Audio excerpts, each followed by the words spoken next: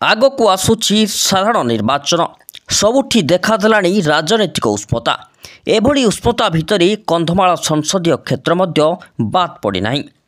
G Udayagiri, Baliguda, Phulbani, Kantamal, ବୌଦ୍ଧ, ଦଶପଲ୍ଲା ଏବଂ ଭଞ୍ଜନଗର ବିଧାନସଭା ନିର୍ବାଚନ ମଣ୍ଡଳୀକୁ ନେଇ ଗଠିତ କନ୍ଧମାଳ ସଂସଦୀୟ କ୍ଷେତ୍ରରେ ଆଶାୟୀ ପ୍ରାର୍ଥୀଙ୍କ ସୁଅ ଛୁଟୁଛି।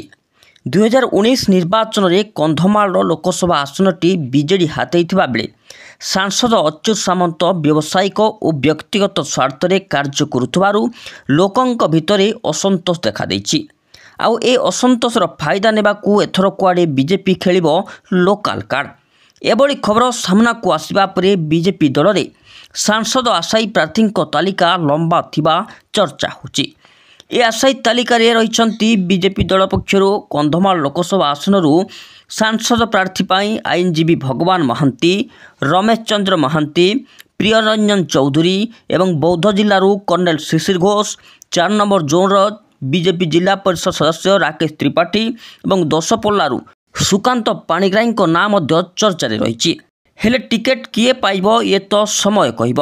କିନ୍ତୁ ଏଥର ଦଳ ମାଟିର ପୁଅକୁ ଦେବ, ଏହା ଏକ ପ୍ରକାର ସ୍ପଷ୍ଟ ବୋଲି ରାଜନୈତିକ ମହଲରେ ଆଲୋଚନା ହେଉଛି।